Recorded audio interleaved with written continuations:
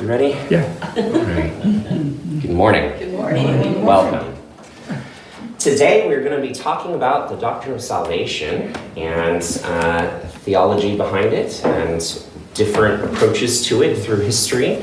As is the case with any of these large doctrines that we're trying to tackle in a 3-hour workshop, there's no way to do it all. There's no way for me to possibly cover the variety of views historically that Christians have held about salvation. But I think we can today talk about a good variety of them, a good chunk of them, at least some of the most prominent ones, and some ways to reflect on how they are how they're drawn from Scripture or not drawn from Scripture, and how they have been taught, and what a little bit about what I think about them.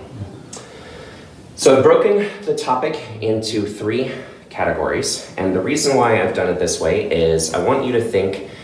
I want you to ask a few questions as we're thinking about salvation, right? Like, what do we mean? What does this word even mean?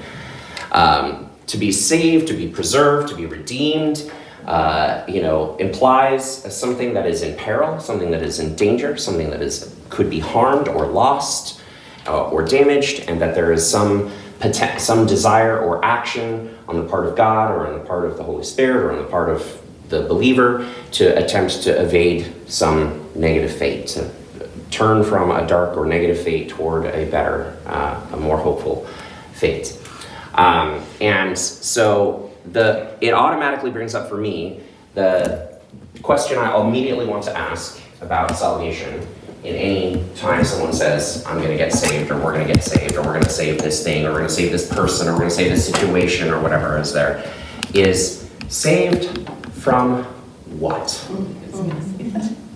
Saved from what? Is the first question that immediately comes to mind. What is it that we imagine or perceive or think is that bad negative fate that we're trying to be saved from, is the first question. Because unless we answer that, we don't necessarily even know what salvation would look like, what it means to be saved from that thing. And different types of things would be in order depending on what the thing we are trying to be saved from is. And in this first category of thing I want to talk about is salvation from suffering or death. Is this kind of thinking about salvation. The ancient Hebrew people did not really have a conception of an afterlife. They did not really believe in an afterlife. Religion for them wasn't about something that happens to you after you die. It's about this life. It's about right now. And gods aren't things that are concerned about souls or other things like that. Gods are things that are mostly concerned with like tribes and kingdoms and power and land and harvests and everyday life of everyday people living in the community and culture in which they are. The ancient Hebrew people lived in an environment, a context surrounded by all their neighbors who all had their own competing gods and ideas. And the gods functioned as kind of like a tribal totem or mascot or image over the whole tribe, and that god's job was to make the tribe prosper, and it was a competition with all of your neighbors. So you had this idea, if you were living in the ancient Near East, that the way that your God proved that your God was powerful was that you would win a battle against your neighbors, or you would have a better harvest than your neighbors, or like you would get rich in trade or something like that. Like the consequences of a powerful God were material and obvious and evidence. People could see them, and you would brag about them. You would be like, hey, our God is great because look how much olive oil we got this year. Our God is great because look, how good everyone's doing. Nobody's hungry. Everyone's satisfied. The flocks are growing and everything like that. Or our God is great because we went to war with you last summer and, we kicked your butt. So, hey, we win. That was the thinking of there. So because of that, salvation in the ancient Hebrew context mainly meant like literal material salvation from bad consequences, suffering or death in this life. So if you would pray to God to be saved, you would pray to God to be saved from disease, sickness, like, hey, my family has a history of people in their elder age getting this kind of wasting sickness or this skin disease or something like that. Protect me from that. And if you don't get sick, then God saved you. Or our neighbors are threatening to go to war with us again, and protect us, save us, literally, keep them from burning our fields, keep them from leveling our homes, keep us safe from bad consequences. So salvation in the ancient Hebrew thinking, and salvation in most of what we consider the Old Testament, is very literal. It's very this life, and it's protection from bad consequences in this life. I would like, hopefully we've got some Bibles around, let's see that we have. If you would pop open to the Psalms, early in the Psalms, look for like Psalm 3 or 7, or even 22.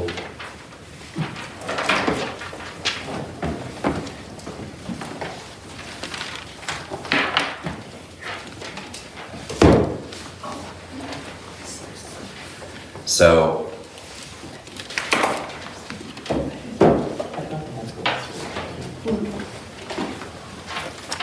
Psalm 3, yeah, let's start there. We'll just do these Psalms.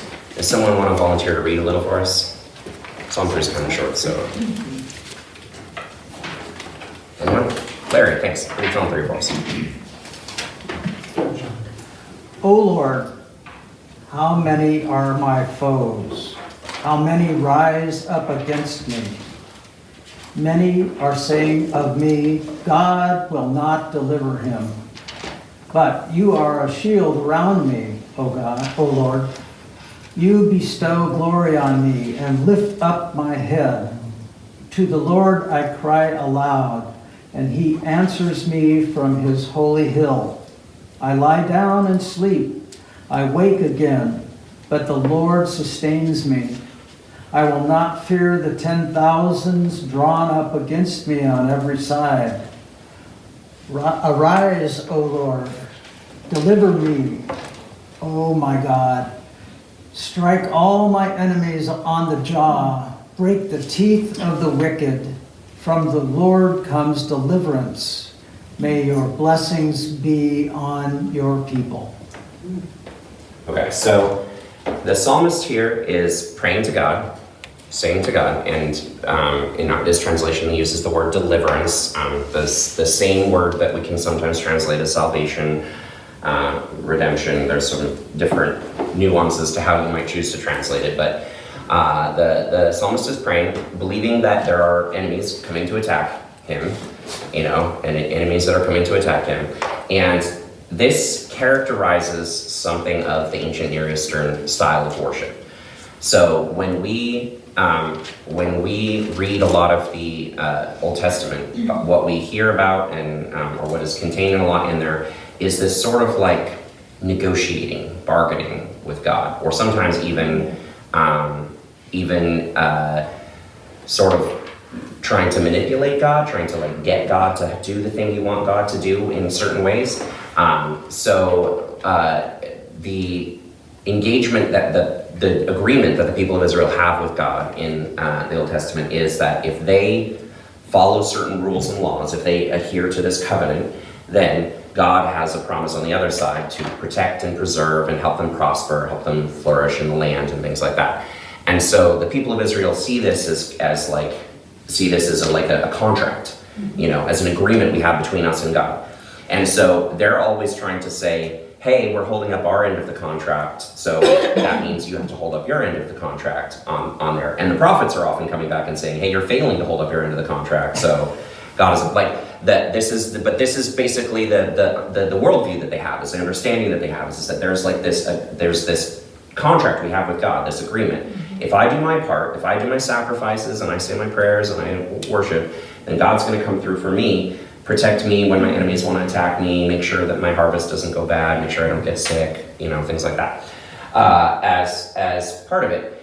Well, just like you would with any person that you might enter into a contract with sometimes, there's different ways you might interpret that contract, but there's also like you might want to put pressure on the other person, to do so. So the psalmists and the prophets and things often engage in this kind of rhetorical game with God, rhetorical practice with God, where they try to almost shame God into doing the thing they want God to do.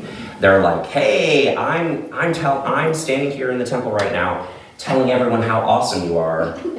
You wouldn't want to let us down, right? Like I'm out here saying, man, you're the best God. Oh, look, you're so great. Look at all these sacrifices we brought for you there. Boy, it would be really embarrassing for you if it turned out you didn't do so good this summer when we go to war with Assyria, right?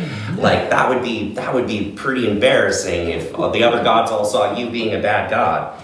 Like it's a kind of like game of like public, using your words to try to pressure the other party into doing what you want. So the psalmist's understanding of salvation here is that God is going to protect them from bad consequences, from attacks from their enemies, but that, they have to like get God to do that. They have to like pressure God into doing that. They have to make sure that it's going to come through. They have to do that by making sure they've done their part, they've fulfilled their part of the contract, but they also kind of have to like make a public show of it as part of it. So a big chunk of the Old Testament, a big chunk of the ancient Hebrew religion is this sort of like back and forth between the people of Israel and God, where God is always coming and God does the same thing to them, right? God comes and goes, boy, here I am. I rescued you from Egypt. I walked you across the Red Sea. I gave you all these things. I have been there with all of your ancestors for all these years. And what do? You let these orphans and widows go hungry.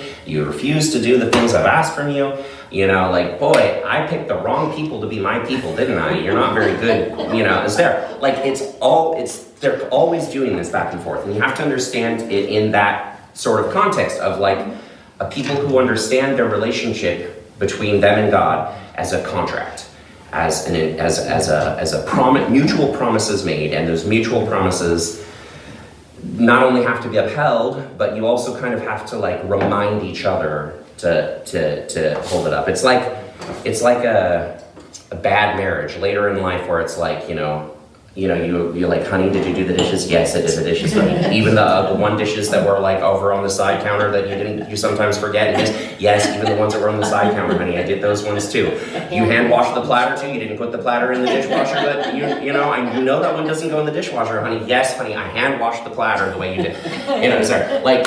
And you left it upside down so it dries properly. You didn't let the water, you have those sorts of like back and forth dialogues where you're kind of nagging each other to make sure the other person does what you need from them. That is a lot of how the ancient religion functions. The religion functions an understanding of what salvation is. This is very different, right, from what we usually think of. If a Christian tells you, I'm saved, right? Like they don't mean last week God protected me from getting cancer. I mean, we do pray to God for healing, we do ask God for those things, but that's not what we mean by salvation, right? When we talk about salvation, that's not usually what we mean.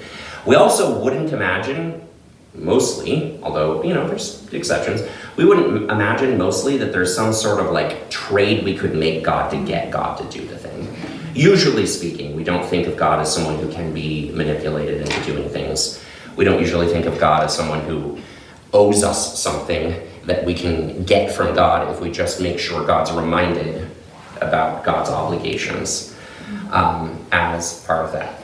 Furthermore, the salvation, in this sort of like very earthly, this life sense, has an obvious limitation. Everybody dies, right? Like everybody dies. So, and most of us before we die have to experience a bunch of the hard parts of life that, we have to experience illness and either ourselves or people in our lives who we love, or, deprivation and loss and things like that. Like that's just part of life, inevitable part of life. So this framing of salvation leaves a sensation of, even when it's gone pretty well for you, it's still ultimately, you're still gonna die, right? Like, God doesn't save everyone from death in a final eternal sense in this way of thinking about salvation. Which means that salvation here is not the big central theme of ancient religion, the way that it is in modern Christian religion in some ways, because they were no more naive than us. They're not foolish people. Ancient people were fully aware that everyone's going to die. They didn't think that salvation was something that you could get that was permanent. Salvation was something that you could get for right now, and it was good, and you would like it. You would like to not die right now if you could help it. But it wasn't something that you were like expecting that God would do for you forever, because that's not how the universe works. That's not how the universe works. As such, salvation really isn't a primary theme of the ancient Hebrew belief in religion. There were other themes that were part of their religion that were more significant to them. And it only becomes more important later on as religious groups start to conceive of afterlives and think of what that might mean, because then the potential for salvation being more lasting, more permanent, becomes, theologically at least, becomes more imaginable, becomes more conceivable to people. And part of the reason why that came to be the case, why they began to develop conceptions of the afterlife and began to think about salvation in a more eternal and less immediate sense, is because of their repeated experience of persecution. So the people of Israel were conquered many times. In all of my other workshops, I've reviewed some of these historical events. They were conquered many times, but especially in the latter part of the period in which the Hebrew Bible was written, the 200-300 years before Jesus, there were a series of persecutions in which the Jewish people were persecuted by the Persians and then the Greeks, and the Jewish people who fought back in those times began to have a belief in perfect righteousness and martyrdom. That was to say that they believed that they would, by dying fighting their foes, that they would save the people of Israel, that God would come and redeem the whole people of Israel.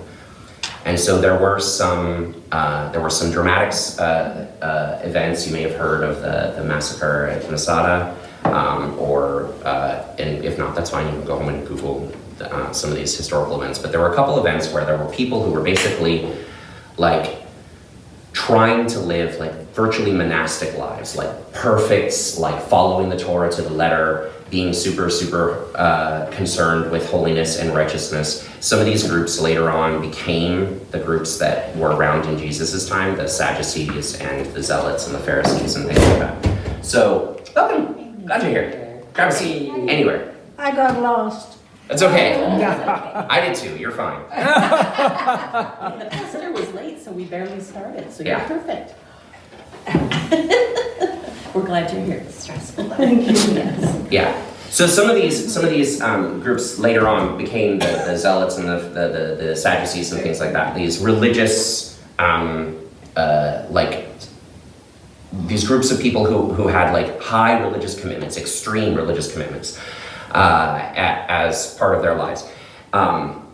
And they were fighting against these outside oppressors, believing that they had unlocked the code, that they were finally going to get this salvation that, is promised a lot in the Old Testament, this form of salvation where God will actually physically protect the people of Israel and destroy their enemies. And it didn't happen. They got massacred. They got murdered. Many people died. And so in the aftermath of those events, rabbis, Jewish teachers and thinkers were left very distraught. They were left very upset. Their theology was kind of crashing down around them. They're like, we did everything that we thought we were supposed to do to try to get God to fulfill God's end of the bargain, to save us from our enemies. and it didn't work. So what does that mean? Either we have to abandon this whole concept of God and how God works, or there has to be something else going on. And that something else going on that they began to imagine was a concept of resurrection.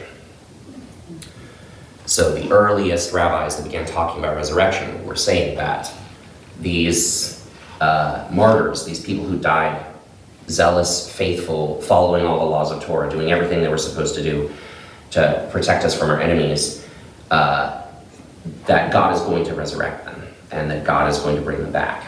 And that when God, does that, then that at that point in time, there will be, all the nations around will fall and bow and bring tribute, because they'll see how wonderful and powerful God is, that God could bring people back from the dead. And that's what God's plan for victory is, not to conquer everyone with armies, but to make all the nations terrified by seeing how powerful God is, that he can bring the dead back to life. Doing the thing that, nothing and nobody else can do, right? The dead don't come back to life. That's not a thing that happens. So, and that's not a thing that any of the other gods get to do either. Marduk and Baal and Isis and all the other gods, they also don't get to bring people back from the dead. That, nobody's getting up back from the dead in Egypt or in Greece. So if God does it here for us, that will be the proof. That will be the proof that our God is the most powerful God, the true God, the one God. And that will cause all of the other nations to, submit themselves to us, recognizing that our God is the best God. So that is the beginning of a conception of the idea that salvation is something that happens post-mortem, happens after death, something that happens to those who are dead, who are righteous, who are raised. And that only happens a couple hundred years before Jesus, is the first time that people start writing about this idea, start thinking about this idea. It was still controversial in Jesus's time. There's parts of the gospel where Jesus is asked if he believes in the resurrection and whether or not how it's supposed to work. One of the Sadducees asks him that, says that the resurrection has to be ridiculous, because imagine a woman who married a man and then he died without giving her any children, and then following Torah law, his brother married her, because that's what you have to do if she hasn't got any children. So he married her, but then he died without giving her any children, and so on through 7 brothers, all of them dying before she's been able to have any children and then she dies, and then they're all resurrected. After the resurrection, who's she married to? Which of these 7 men is she married? None of them gave her children, so she doesn't have anyone who's primary is there. Which one is she? Who's, so they're resurrection's silly. It can't work, right? Because this whole marriage thing, and Jesus is marriage doesn't happen in the resurrection. There's no marriage in the resurrection. Is his answer. But this is because they're wrestling with this theological idea, which for them is a new theological idea, and they're trying to understand how it works. They all agree that God has to do something to prove that God is righteous. They all agree that it can't be just in this life, because too many righteous people have already died, and that wouldn't be fair to those righteous people. So it has to be something after death, some form of resurrection or second life or new life, and what is that going to look like? And that God is going to do that. But that also seems, many of them are that doesn't even work, because, people who've died are going to get back up, and then what? Their grandchildren are living in their house. What are they going to do? They don't have a house to live in anymore. So they're trying to figure out how this works. But their idea of salvation was changing. It was changing from the idea that used to have, which is, I make a deal with God, and I make a bargain with God, and I can put pressure on God, and God will deliver for me what I need to protect me from evil, protect me from bad things happening to me. 2, okay, it doesn't work that way. You can't bargain with God. You can't make God do anything, and God isn't necessarily going to even save you in this life. You might die. In fact, you might even die even if you're perfect and pure and righteous and holy, and you might die bad. You might die persecuted and violent death. But God is still just, which means God is going to have to save you somehow after your death, probably via some form of resurrection, which is going to bring you back and prove that's the case. So that was the first beginning of a change in thinking about what salvation meant and how important or not salvation was. Let's grab another psalm real quick. Let's go to Psalm 22. Can I ask a question? Sure, yeah, please. Go ahead. So here it says, "Arise, O Lord, deliver me, O my God." Yes. Why change from Lord to God, and what's the difference and the meaning of that change? I mean, I'm just giving one example Yep. in this, Yep. but it's over and over. Yeah. Where it's going back and forth between these two words. Yeah. Whenever in English you see Lord printed in all caps, Lord, all caps like that, this is because the translators have chosen to they're following a Hebrew practice called Ketiv Kirei. So I don't need this as much. Let's go.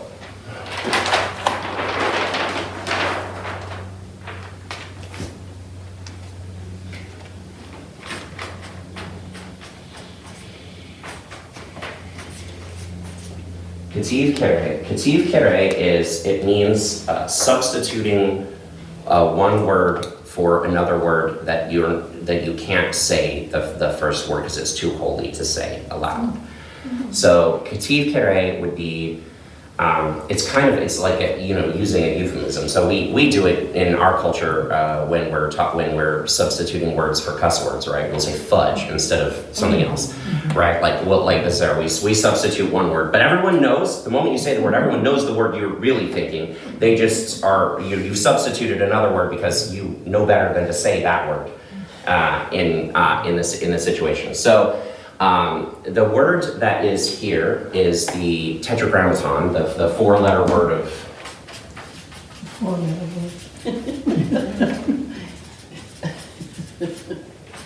which in English is Yahweh, is there, which is a proper name. It does, is, many scholars believe that it is the sound of breathing, that it is the combination of inhalation and exhalation.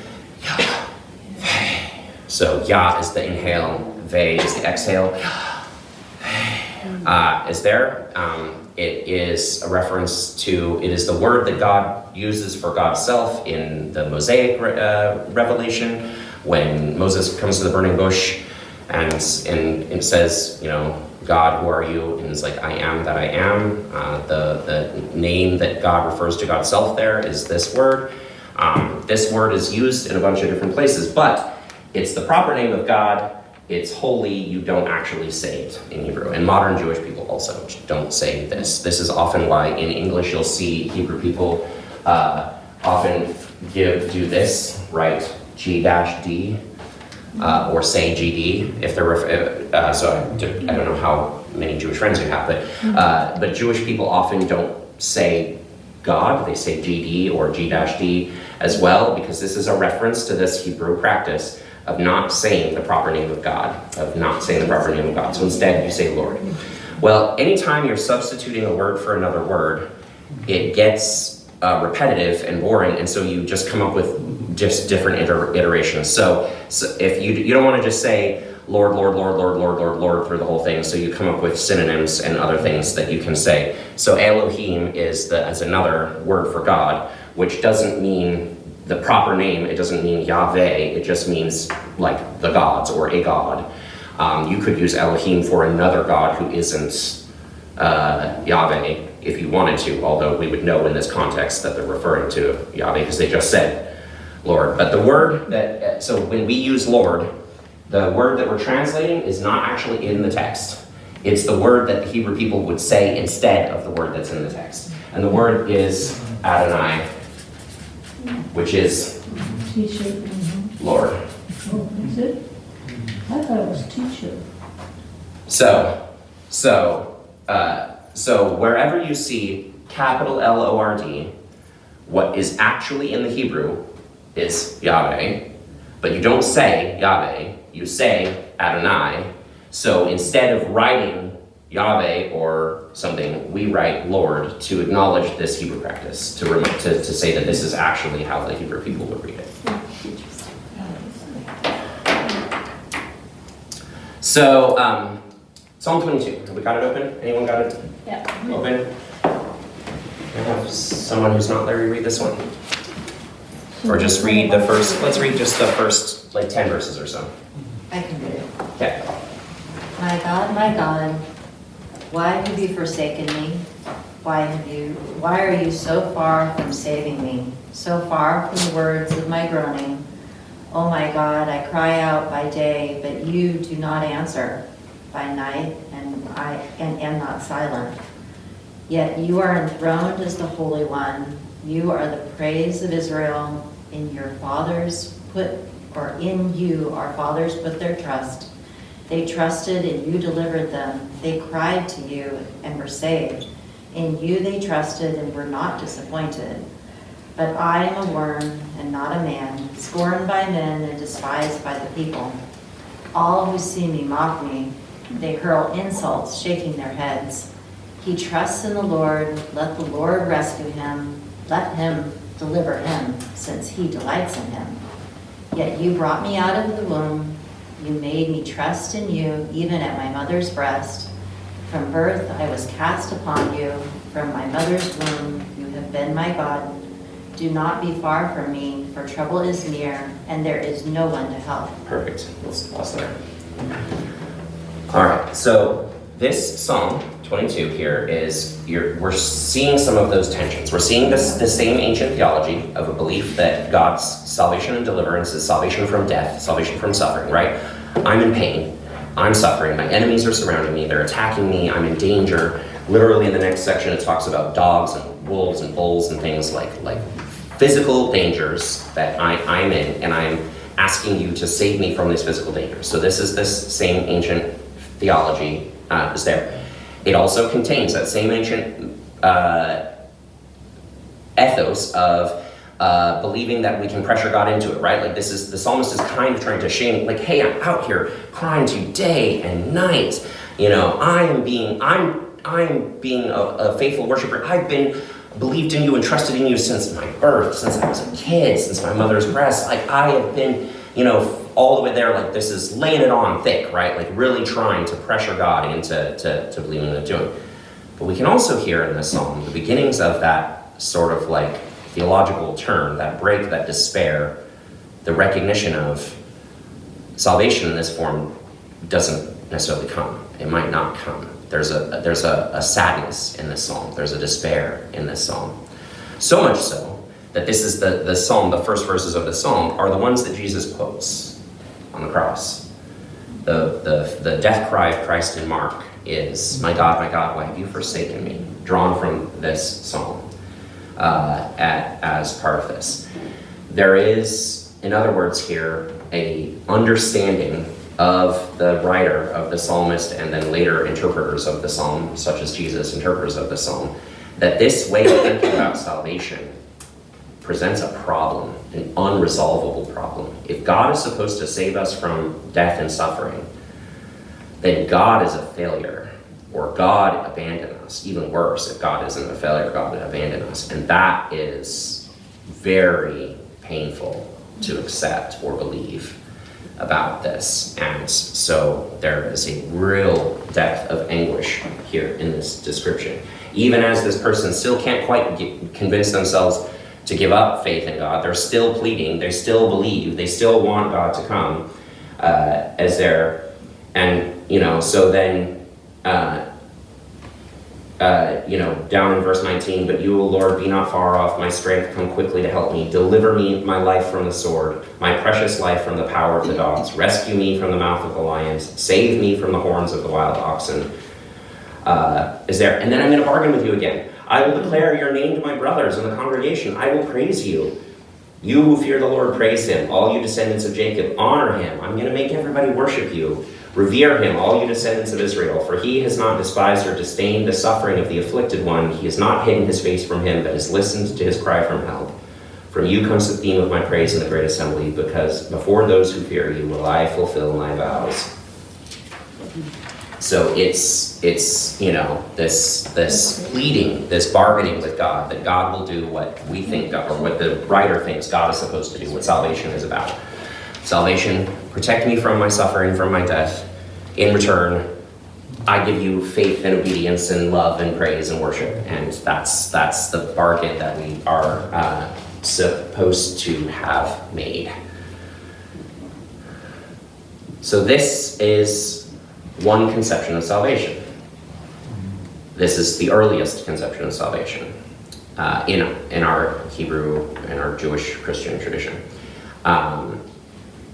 This conception of salvation is, of course, not entirely gone. Like, people still pray to God to help them out with bad things. We still want God to fix our problems for us. We still do, you know, sometimes get into that mode of bargaining ourselves, thinking maybe if I can just change something about myself or my life, maybe, you know, I have had very sad, difficult circumstances sometimes where I've sat by the bedside of people who were ailing, who felt that, you know, they had been abandoned by God because they're like, I don't understand. I pray all the time.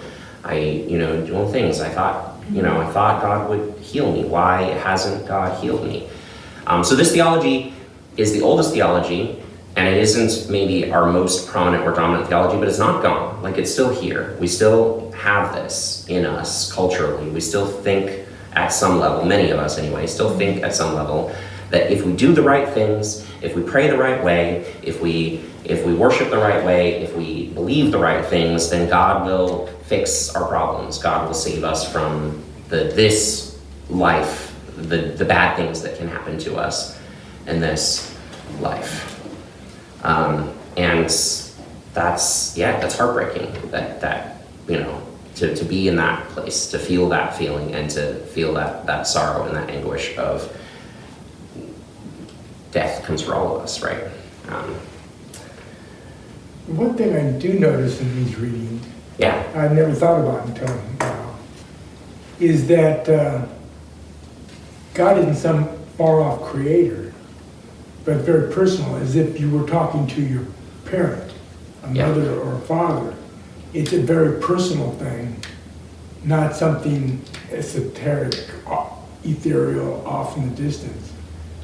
Yeah. Well, especially more personal. Yeah, especially as we're reading the Psalms here. The Psalms are written by people in a particular context where the worship was in a specific, like, you're worshiping in the temple in Jerusalem.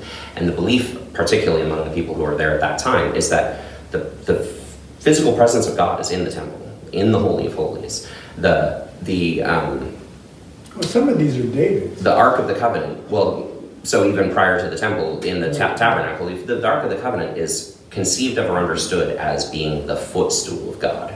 So God is supposedly sitting on a throne in heaven, but resting God's feet on the stool, and that you can come and be literally at the feet of God. And so it's a very direct and personal, it's you know, when we make a sacrifice, when we sacrifice a bull or a lamb or something like that, you know, the burnt parts, the smoke that rises up, that's God's food. God is getting that goes up to heavens, and God eats that. And then we get the priesthood gets the remains, and everyone else gets the things that are after. So we're literally sharing a meal with God when we do this.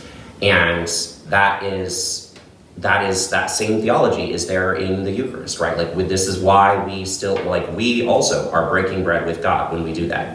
Christ is the host. God is there in person, being the one inviting us to the table and inviting us to join in a meal with God. So, like, our theology has changed, but it hasn't. Like, there's still, like, these things are in our stories. They're part of us. This idea that we are, like, God is very, very close and very, very personal. We can communicate with God directly, and not just metaphysically, but physically, like, you know, in this way.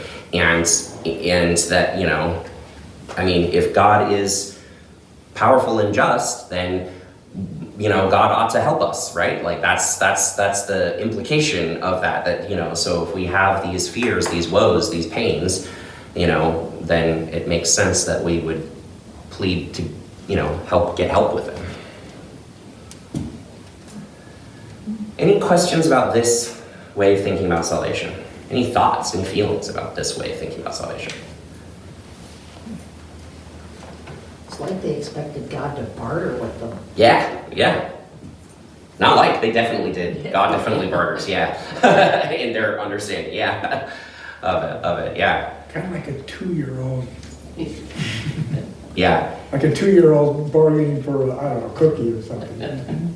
Yeah, it's always amusing to me how, it's all of the Old Testament. It's, Abraham does it in Genesis when talking about, when bargaining over Sodom and Gomorrah. Jonah does it, and Jeremiah does it, and Isaiah does it at various points where they're bargaining with God. They're like, hey, you made this promise or this deal, and it's going to look real bad for you if you don't come through. Like, just think how much the Egyptians and Greeks are going to be laughing at you if you don't, show them how powerful you are and how good you are as there. And don't worry, we're going to, sacrifice so many bulls and lambs to you. We'll pay you back for anything you do for us, but, you gotta, you got a stake in this too, God. I don't know, I'd be embarrassed if I was you. Yeah. So the Old Testament only have God, and we have the Trinity. I mean, we are so blessed to have the Holy Spirit, because that's how I got here. I finally prayed to the Holy Spirit. I said, so Yeah. we're really blessed. Yes, well, Trinitarianism is a Christian belief, yeah, absolutely. So the Hebrew people did not have a Trinitarian conception of God as there, yeah. So, thinking in the kind of bigger picture is then this could be equated also to the evolution of mankind, and that their world was very much day-to-day survival, and so they needed something to answer those questions. Yeah, you wouldn't be the first person to suggest that there's something like a Maslow's pyramid hierarchy of needs conception of religion, where we're thinking about religion that is, I don't hope I just throw a bunch of words at you that you don't understand. Maslow's pyramid, does everyone kind of know what that is? It's this concept that human needs are, in a structure, and that down here is food and shelter, and then up here is community, and then up here is purpose, and then up here is self-fulfillment. Is there? So the idea of the Maslow's pyramids is that you can't really worry too much about these higher needs until you fulfill the lower needs. So if you're starving, you're not going to be worried that much about being a good neighbor or having a sense of purpose or vocation, because you're going to be focused on trying to get food. And so if we think about religion in connection to these, it's possible to imagine religion as when more people are focused on these things, that's who God is, right? When more people are starving and desperate, they're not worried about whether or not God can bring them to some conception of the sublime, revelation of nature. They're interested in whether or not God can get them food, as part of that. And so, yeah, perhaps we might say that in a time period when more people are concerned with basic survival needs, God looks a little different than in other times. We have to be careful, though, to remember that biologically, evolutionary, psychologically, ancient people are no different from us. They had the same wants, hopes, dreams we did. They weren't simpler or stupider than us in those respects. So there were certainly plenty of people 5,000 years ago contemplating the higher things of self. It's not like we invented the idea, but it could be fair to be said that when a lot of people are hungry, God looks like bread. And so that's an important thing to think about too. And that was the what pyramid? Maslow is the name of the guy who created Maslowe, Maslow's pyramid of needs. Well, doesn't this idea of salvation come in when people say to God, why did you let that person die? Yeah. They're a good person. Why did they die?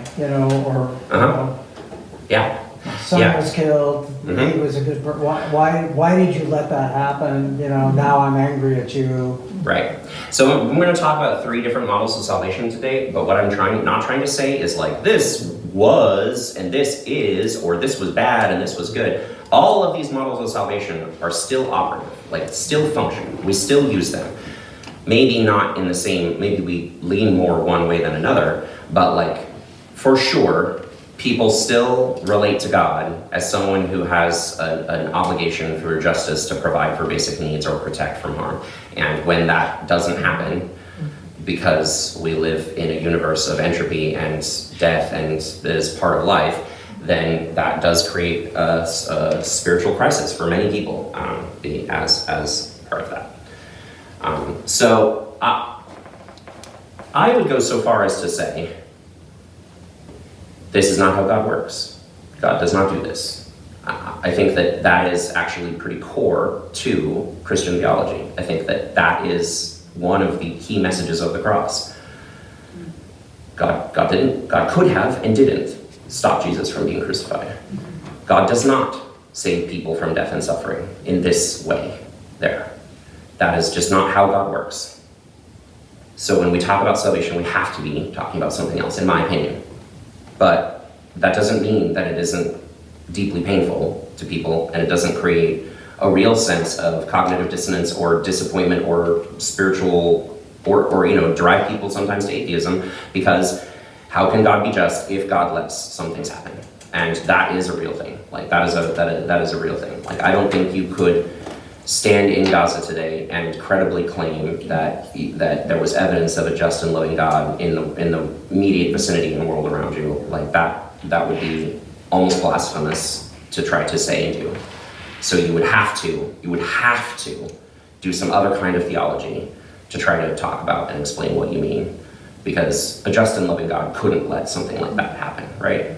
That's a real deep understood human experience that we should acknowledge. Aric, I grew up with the idea, a lot of my religious stuff comes from when I was much younger, but sticks with me today, that, God doesn't make anything bad happen. God is there to help and comfort us with all the bad things that happen in life and in the world. Yeah. So I always found that to be a... Yeah, I guess I could leave you with the harshest form of the dilemma I just did there. There are ways to try to resolve the dilemma of suffering in Christian theology. None of them are perfect, but they do help. And the ancient Hebrew way of doing it, since we're talking about the ancient Hebrews here for this first chunk, the ancient Hebrew way of doing it was to differentiate between God's will and God's permission. So in other words, God does not will darkness or evil or suffering on anyone, but God permits evil when it is a consequence of our actions. In other words, Israel was permitted to be sent into exile because they failed in their duty to care for the oppressed. This was this is not what I'm saying. This is what the ancient Hebrew philosophers, this is what the prophets of the day said. Jeremiah said, God is not going to protect you anymore. God is going to remove God's hand of protection and let Babylon sack you because you have failed in your obligation to care for the widow and the orphan. And this is not the same thing as God willing evil on you. God doesn't want evil on for you, but God, at some point, God has to say, you brought this on yourself. You did this to yourself, and as part of that. And so that was how the ancient prophets resolved that dilemma, was to say God doesn't do evil, but sometimes God allows evil because human beings made it happen, and God has to let us learn somehow. When do you let your child learn the hard way? Yeah, sometimes, and so that was sometimes their understanding of it, was that sometimes you have to let the kid learn the hard way. You gave them all the warnings, you told them all the things, you hope that they listen to you, and then they didn't listen to you still, so now you hope that they can be resilient enough to come through the other side after they've had the bad experience that you knew they were going to have, because... Okay, I want to take us a brief break. So let's, if you want to get a drink or a stretch or move around for a moment, we'll come back and we'll do part 2 here.